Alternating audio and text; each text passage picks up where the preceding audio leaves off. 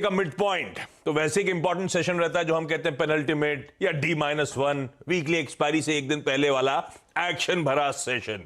और आज वाकई इंपॉर्टेंट दिन होगा। आज बाजार खुलते ही जो इतने दिनों से हम चर्चा कर रहे थे, फेड चेयर जेरोमी पावेल साहब की जो स्पीच थी, जो कमेंट्री थी, उस पे यूएस ने तगड़ा रिएक्शन दिया और अब हमारे रिएक्शन देने की तैयारी। प्लस 10 बजे आरबीआई की क्रेडिट पॉलिसी अनवेल होती हुई नजर आएगी। और याद रखिए 2023 की पहली पॉलिसी, तो 2023 का एमपीसी का स्टैंड वो भी सामने आता हुआ नजर आएगा। कल सुबह हम लोग चर्चा कर रहे थे, वीरू बाजार गजनी हो चला है।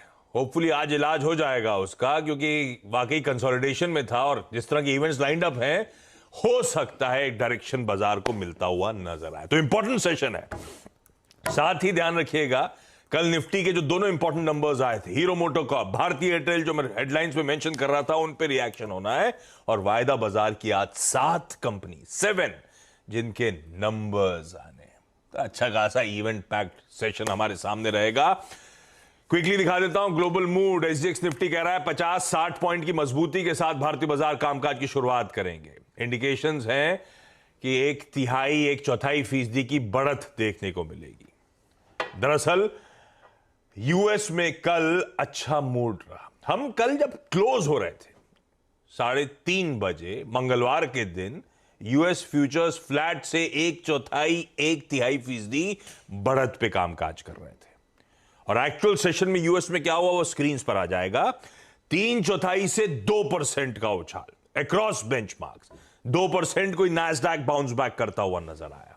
तो जो डाइजेस्ट किया था उससे कहीं अच्छी तेजी। और आज सुबह के फ्यूचर्स स्लाइटली इन रेड है, कंसोलिडेशन टाइप है कल के अच्छे मूव्स के बाद।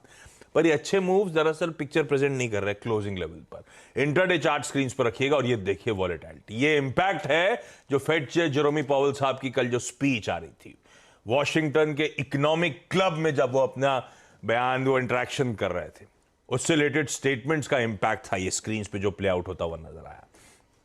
जो पहली तेजी आई आपको स्क्रीन पे नजर आएगी वो इसीलिए आई थी जब जेरोमी पावेल साहब रीआइट्रेट उस बात को कर रहे थे जो वर्ड उन्होंने पॉलिसी के बाद जब प्रेस कॉन्फ्रेंस हुई थी तब यूज करा था, डिसइंफ्लेशन। वो कल के उस कमेंट में भी मेंशन करा कि डिसइंफ्लेशन का प्रोसेस शुरू हो गया है।